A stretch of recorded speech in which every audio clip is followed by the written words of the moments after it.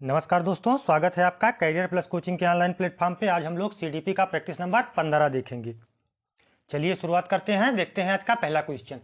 Video शुरू करने के पहले चैनल को सब्सक्राइब और वीडियो को लाइक अवश्य करें। देखते हैं आज का पहला क्वेश्चन। सीखने से क्या तात्पर्य होता है?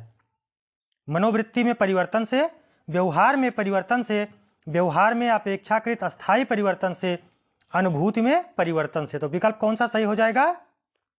व्यवहार में अपेक्षाकृत परिवर्तन से, विकल्प 1। विकल्प 3। बढ़ते हैं अगले क्वेश्चन की तरफ। शिक्षार्थियों को स्कूल सिर्फ शिक्षा ही नहीं अपितु सामाजिक मूल्यों, सामाजिक संज्ञान तथा सामाजिक मानकों के विषयों में जानकारी देकर उनमें ... का बीज बोता है। वातावरण का, सामाजिकरण का, भौतिक संरचना का, अभिप्रेरणा का। तो विकल्प कौन सा सही हो जाएगा? सामाजिकरण का बीज बोता है, विकल्प 2। बढ़ते हैं अगले क्वेश्चन की तरफ।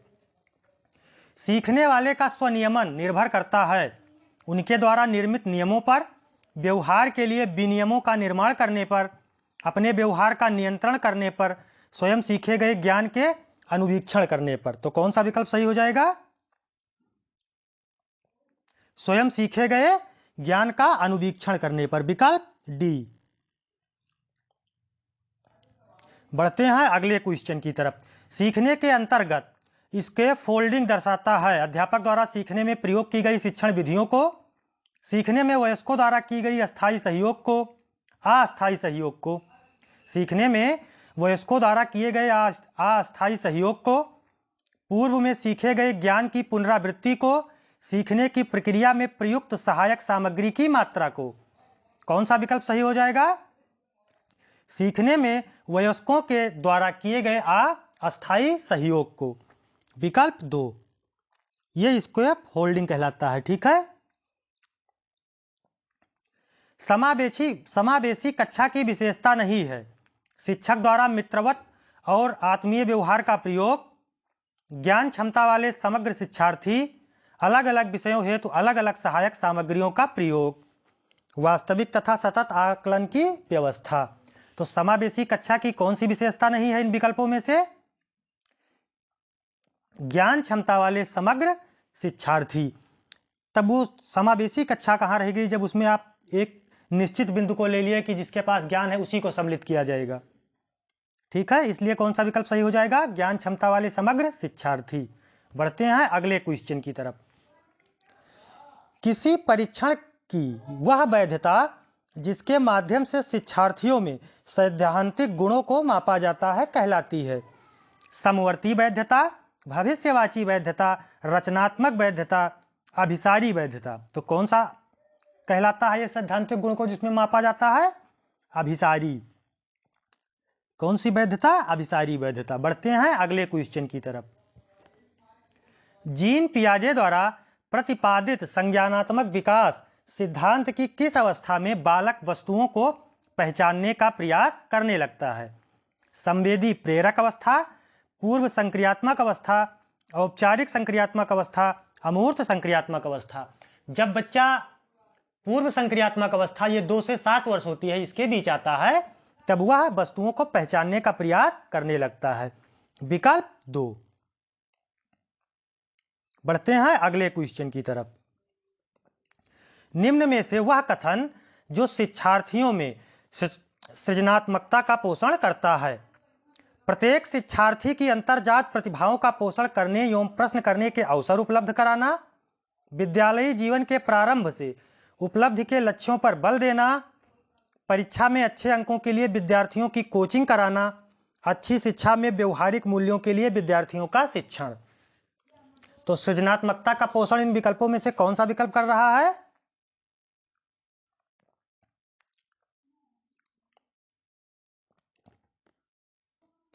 प्रत्येक शिक्षार्थी के अंतर्जात प्रतिभाओं का पोषण करने एवं प्रश्न करने के अवसर उपलब्ध कराना, विकल्प 1। फिर कह रहा, जब बालक स्कूल जाने के लिए रोज की तरह स्कूल ड्रेस, जूता आदि पहनता है, किताबें लेता है, तब व्यवहार के ये सभी संगठित क्रम कहलाते हैं मानसिक संक्रिया, विकेंद्रण, स्कीम्स, स्कीमा। तो ये सब क्या कहलाते हैं? स्कीम्स कहलाते हैं, क्योंकि रोज डेली रोजाना उसका यही काम बन जाता है। ठीक है, तो विकल्प कौन सा सही हो जाएगा? C number, schemes. स्कीमा सब जीन पियाजे जी से जुड़ा है। ठीक है, विकल्प सी। बढ़ते हैं अगले क्वेश्चन की तरफ।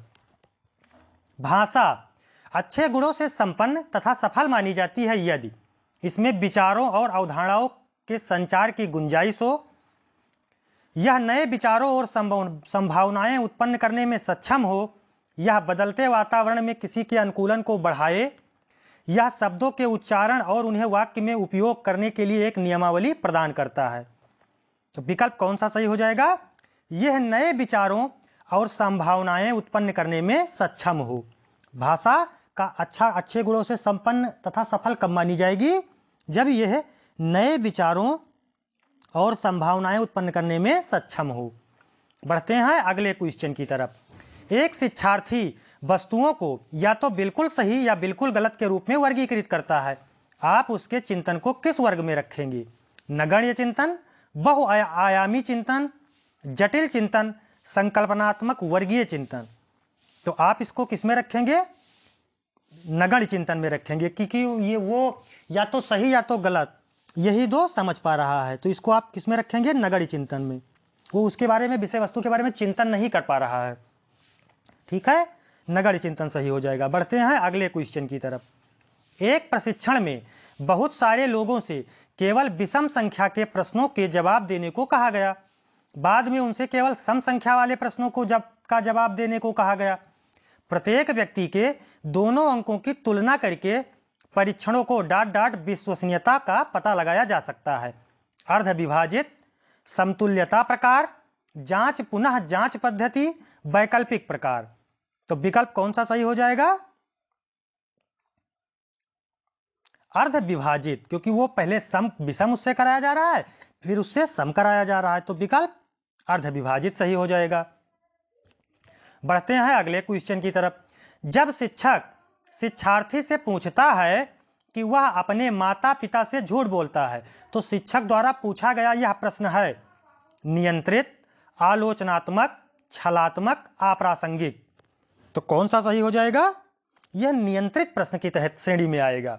जब शिक्षक शिक्षार्थी से पूछता है कि क्या वह अपने माता पिता से झूठ बोलता है, तो यह नियंत्रण करने का प्रयास कर रहा है। किस में आ जाएगा? यह नियंत्रित में आ जाएगा। ठीक है, विकल्प ए। पाठ्य पुस्तक के विषय में कौन सा कथन अनुचित होगा? पाठ्य पुस्तकों की सहायता से निश्चित समय में विभिन्न विषयों का ज्ञान प्राप्त किया जा सकता है। पाठ्य पुस्तकों की सहायता से विद्यार्थी कक्षा में सुनी हुई बातों को घर पर भी समझ सकता है तथा पुनरावृत्ति का कार्य आसानी से कर सकता है। पाठ्य पुस्तक से प्राप्त ज्ञान पूर्ण रूप से व्यवहारिक होता है, अतः उसकी अत्यधिक उपयोगिता है। अधिकांशतः यह पाया जाता है कि पाठ्य पुस्तकों का प्रयोग विद्यार्थियों में रटने की प्रवृत्ति को बढ़ाता है। तो कौन सा सही हो जाएगा? इसमें सही हो जाएगा पाठ्य पुस्तकों से प्राप्त ज्ञान पूर्ण रूप से व्यवहारिक होता है, अतः इसकी अत्यधिक उपयोगिता है। विकल्प सी। बढ़ते हैं अगले क्वेश्चन की तरफ। निम्नलिखित में से कौन सा विकल्प सामाजिक बुराइयों के न्यूनीकरण का सबसे प्रभावी माध्यम है? प्रभावी विधिक प्रावधान, तीव्र आर्थिक विकास, सार्वभौमिक शिक्षा, वांछित सामाजिक परिवर्तन। तो विकल्प कौन सा सही हो जाएगा? सार्वभौमिक शिक्षा। ठीक है, सामाजिक बुराइयों को अगर आप न्यून करना चाहते हैं, खत्म करना चाहते हैं, तो इसके लिए आपको सार्वभौमिक शिक्षा अपनानी चाहिए। विकल्प सी। सामाजिक परिपक्वता की दृष्टि से एक उत्तम शिक्षा योजना है कि इन सिद्धांतों को अपनाएं कि यह कुछ अधिक बौद्धिक क्रियाओं के लिए तथा कुछ सामाजिक क्रियाओं के लिए आवश्यक है। कक्षा के संदर्भ में शिक्षार्थियों के अधिगम की उचित व्यवस्था की जाए। कक्षा के सभी शिक्षार्थियों को उचित सामाजिक योगदान देने के लिए प्रोत्साहित किया जाए। प्रत्येक शिक्षार्थी को व्यक्तिगत रूप से शिक्षा प्रदान की जाए। तो विकल्प कौन सा सही हो जाएगा? शिक्षार्थियों के, इसमें क्या करना चाहिए? कक्षा के संदर्भ में कक्षा के सभी शिक्षार्थियों को उचित सामाजिक योगदान देने के लिए प्रोत्साहित किया जाए। ठीक है, पॉजिटिव वर्ड दिया हुआ है प्रोत्साहन करना, इसलिए विकल्प सी सही हो जाएगा। बढ़ते हैं अगले क्वेश्चन की तरफ। स्व केंद्र परीक्षा प्रणाली के विषय में आपका क्या विचार है? इस व्यवस्था में शिक्षार्थी अधिक अनुशासित रह सकते हैं। इससे शिक्षार्थियों को नई जगह जाकर समायोजन का कष्ट नहीं झेलना पड़ता। दूसरे परीक्षा केंद्रों पर शिक्षार्थी हताश होकर अक्सर अच्छे प्रदर्शन नहीं कर पाते। इससे शिक्षार्थियों को नकल की सुविधा हो जाती है। तो स्व केंद्र परीक्षा प्रणाली की क्या विशेषता है इन विकल्पों में से?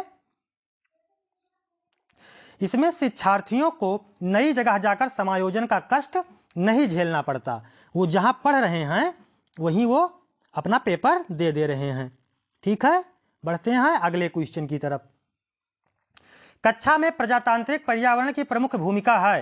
शिक्षार्थियों के बहुमुखी व्यक्तित्व का विकास, शिक्षार्थियों में अपेक्षाकृत अभिवृत्तियों का विकास, शिक्षार्थियों द्वारा अपनी दुर्बलताओं का उचित मूल्यांकन, शिक्षार्थियों में स्वस्थ आदतों का विकास। तो प्रजातांत्रिक पर्यावरण, प्रजातांत्रिक परिवेश के बारे में पूछ रहा है। तो प्रजातांत्रिक पर्यावरण के बारे में पूछ रहा है, परिवेश के बारे में, तो कौन सा विकल्प सही हो जाएगा? शिक्षार्थियों के बहुमुखी व्यक्तित्व का विकास, विकल्प 1। ठीक है, बढ़ते हैं अगले क्वेश्चन की तरफ। डॉट डॉट एक सार्वजनिक क्षमता है जिसके सहारे बालक उद्देश्यपूर्ण क्रिया करता है, विवेकशील चिंतन करता है तथा वातावरण के साथ प्रभावी ढंग से समायोजन करता है। बुद्धि, मानसिक मंदता, अनुशासन, निर्देशन। तो कौन सा विकल्प सही हो जाएगा? बुद्धि का एक सार्वजनिक क्षमता है जिसके सहारे बालक उद्देश्यपूर्ण क्रिया करता है, विवेकशील चिंतन करता है तथा वातावरण के साथ प्रभावी ढंग से समायोजन करता है। विकल्प 1 सही हो जाएगा। ठीक है, बढ़ते हैं अगले क्वेश्चन की तरफ। स्किनर के अनुसार सीखने में प्रतिवादी अनुक्रिया वह अनुक्रिया है जो अस्पष्ट उद्दीपन द्वारा उत्पन्न होती है, अस्पष्ट उद्दीपन द्वारा उत्पन्न होती है, ऐच्छिक स्वरूप वाले उद्दीपन द्वारा उत्पन्न होती है, इन सभी द्वारा उत्पन्न होती है। तो देखिए स्किनर जी के अनुसार ये सारे विकल्प सही हो जाएंगे। अस्पष्ट उद्दीपन द्वारा भी होता है, अस्पष्ट उद्दीपन द्वारा भी होता है, ऐच्छिक स्वरूप स्वतः से भी हो सकता है। तो इसलिए इन सभी के द्वारा उत्पन्न होती है। विकल्प डी सही हो जाएगा। बढ़ते हैं अगले क्वेश्चन की तरफ। शिक्षक के मानसिक स्वास्थ्य का अध्ययन करना आवश्यक है क्योंकि छात्र शिक्षक को ठीक प्रकार से समझ सकते हैं, शिक्षक की प्रतिष्ठा बनी रहती है, छात्र के शैक्षिक विकास पर शिक्षक के मानसिक स्वास्थ्य का प्रभाव पड़ता है, शिक्षक के स्वाभिमान को ठेस नहीं पहुंचता। तो कौन सा विकल्प सही हो जाएगा? मानसिक स्वास्थ्य का अध्ययन करने के लिए क्यों जरूरी है मानसिक स्वास्थ्य का अध्ययन? क्योंकि इससे ठीक है छात्रों के शैक्षिक विकास पर शिक्षक के मानसिक स्वास्थ्य का प्रभाव पड़ता है, इसलिए मानसिक स्वास्थ्य का अध्ययन करना चाहिए। विकल्प सी सही हो जाएगा। बढ़ते हैं अगले क्वेश्चन की तरफ। प्रतिभावान लड़की घर में बैठना कम पसंद करती है तथा अधिक क्रियाशील और झगड़ालू होती है, यह कथन है ट्रो का, स्किनर जी का, हीली का, वुडवर्थ जी का। तो किसका है ये कथन? ट्रो जी का। विकल्प 1 सही हो जाएगा। कुछ कथन भी आपसे पूछे जाएंगे जो चर्चित कथन होते हैं। बढ़ते हैं अगले क्वेश्चन की तरफ। Question number 23। निम्नलिखित में से किसने कहा कि विकास परिवर्तन श्रृंखला की वह अवस्था है जिसमें बालक भ्रूणावस्था से लेकर प्रौढ़ावस्था तक गुजरता है, विकास कहलाता है? यह कथन किसका है? हरलाक जी का, जेम्स ट्रेवर जी का, मुनरो जी का? इनमें से कोई नहीं। तो इस कथन को किसने कहा है? मुनरो जी ने कहा है। ठीक है, विकल्प सी सही हो जाएगा। बढ़ते हैं अगले क्वेश्चन की तरफ। समावेशी शिक्षा प्रक्रिया में अनुकूलन किया जाता है बाधित और अक्षम बालकों के शिक्षण हेतु, सामान्य बुद्धिलब्धि के बालकों के शिक्षण हेतु, अधिगम असमर्थ बालकों के शिक्षण हेतु, इन सभी के शिक्षण हेतु। तो समावेशी शिक्षा में सारे सम्मिलित हो जाएंगे। ठीक है, बाधित भी, अक्षम भी, सामान्य बुद्धिलब्धि वाले भी और अधिगम असमर्थ वाले भी, इसलिए विकल्प डी सही हो जाएगा। बढ़ते हैं अगले क्वेश्चन की तरफ। जब शिक्षार्थी अपने विशेष प्रशिक्षण एवं बुद्धि के फलस्वरूप किसी विशेष क्षेत्र में ज्ञान अर्जित करने का दावा करता है तब इसके इस दावे की जांच की जाती है उपलब्धि परीक्षण द्वारा, वस्तुनिष्ठ प्रश्नों द्वारा, निबंधात्मक प्रश्नों द्वारा, खुली किताब के प्रश्न द्वारा, खुली किताब परीक्षा द्वारा। तो विकल्प कौन सा सही हो जाएगा? उपलब्धि परीक्षण द्वारा, क्योंकि उसे हमें उसके उपलब्धि की जांच करना है। विकल्प 1 सही हो जाएगा। जब शिक्षार्थी अपने विशेष प्रशिक्षण एवं बुद्धि के फलस्वरूप किसी विशेष क्षेत्र में ज्ञान अर्जित करने का दावा करता है तो हमें उसकी जांच कैसे करनी चाहिए? उपलब्धि परीक्षण द्वारा। बढ़ते हैं अगले क्वेश्चन की तरफ। खेल एक लाभ है, खेल का एक लाभ यह भी है कि वे बालकों को विद्यालय में खाली घंटे में अनुशासित रखते हैं, बालकों को घर से बाहर रखते हैं, अवकाश काल में उत्तम उपयोग को प्रोन्नत करते हैं, विद्यालय का नाम रोशन करते हैं। तो क्या होगा? विकल्प कौन सा सही हो जाएगा? अवकाश काल में उत्तम उपयोग को प्रोन्नत करते हैं, विकल्प सी। बढ़ते हैं अगले क्वेश्चन की तरफ। निम्न में से कौन सा विकल्प बाल केंद्रित उपागम की विशेषता नहीं है? बच्चे सक्रिय भागीदार होते हैं, प्रत्येक बालक विशिष्ट होता है, प्रत्येक बालक के पास शिक्षा का अधिकार है, प्रत्येक बालक अपने खुद के पाठ्यक्रम का निर्माण करता है। अच्छा, क्वेश्चन में आपसे नहीं पूछा गया, ये वर्ड ध्यान रखना है आपको। तो इनमें विकल्पों में से कौन सा सही हो जाएगा? सक्रिय भागीदार होते हैं, प्रत्येक बच्चा विशिष्ट होता है, ये भी सही है, प्रत्येक बालक के पास शिक्षा का अधिकार है, ये भी सही है, लेकिन प्रत्येक बालक अपने खुद के पाठ्यक्रम का निर्माण करता है, ये इन विकल्पों में से सही है। लेकिन कह रहा कि बाल केंद्र, अच्छा उपागम के बारे में पूछ रहा है, तो कौन सा सही हो जाएगा? बच्चे सक्रिय भागीदार होते हैं, ये तो सही है, ये इसमें सही हो जाएगा विकल्प डी। ठीक है, बढ़ते हैं अगले क्वेश्चन की तरफ। निम्न में से कौन सा विकल्प जोड़ा सुमेलित नहीं है? बच्चे कुछ भाषा के साथ इस दुनिया में प्रवेश करते हैं, शुरू में भाषा और विचार दो भिन्न गतिविधियां होती हैं, वाइगोत्स्की जी ने कहा है, ये चोम्स्की जी ने कहा है। भाषा विचार पर आधारित है, ये पियाजे जी ने कहा है। भाषा वातावरण में एक उद्दीपक है, ये स्किनर जी ने कहा। इन विकल्पों में से कौन सा सही नहीं है? बच्चे कुछ भाषा के साथ इस दुनिया में प्रवेश करते हैं, चोम्स्की जी ने कहा है, बिल्कुल कहा है। ये नहीं कहा, ये चोम्स्की जी ने नहीं कहा, विकल्प एक सही हो जाएगा। ठीक है, ये सुमेलित नहीं है, बच्चे कुछ भाषा के साथ इस दुनिया में प्रवेश करते हैं, चोम्स्की जी ने यही विकल्प सुमेलित नहीं है। बढ़ते हैं 29 नंबर की तरफ।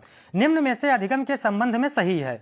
अधिगम सार्वभौमिक है एवं जीवन भर चलता है, अधिगम विकास एवं परिवर्तन दोनों है, परिवर्तनीय दोनों है, अधिगम उद्देश्यपूर्ण एवं सक्रिय होता है, उपरोक्त सभी। तो इन विकल्पों में से उपरोक्त सभी सही हो जाएगा, क्योंकि अधिगम जो है वो उद्देश्यपूर्ण भी है, अधिगम विकास एवं परिवर्तनीय भी है, अधिगम सार्वभौमिक और जीवन भर चलने वाली प्रक्रिया है, इसलिए उपयुक्त सभी। बढ़ते हैं 30 नंबर क्वेश्चन की तरफ। बच्चे के उचित विकास को सुनिश्चित करने के लिए उसका स्वस्थ शारीरिक विकास एक महत्वपूर्ण पूर्व आवश्यकता है। यह कथन है गलत है, क्योंकि शारीरिक विकास के अन्य पक्षों को किसी भी प्रकार से प्रभावित नहीं करता। गलत हो सकता है क्योंकि विकास नितांत व्यक्तिगत मामला है। सही है क्योंकि विकास क्रम में शारीरिक विकास सबसे पहले स्थान पर आता है। सही है क्योंकि शारीरिक विकास के अन्य पक्षों के साथ अंतः संबंधित है। तो कौन सा विकल्प सही हो जाएगा? सही है क्योंकि शारीरिक विकास जो है ये विकास के अन्य पक्षों के साथ अंतः संबंधित है। जब आपका शरीर स्वस्थ रहेगा तभी आपका ब्रेन स्वस्थ रहेगा, तभी आपका सामाजिक विकास होगा, संज्ञानात्मक विकास होगा। इसलिए शारीरिक विकास अत्यंत नितांत आवश्यक है। ठीक है, आज के लिए इतना ही। मिलते हैं नेक्स्ट सेशन में। चैनल को सब्सक्राइब और वीडियो को लाइक अवश्य करें। धन्यवाद।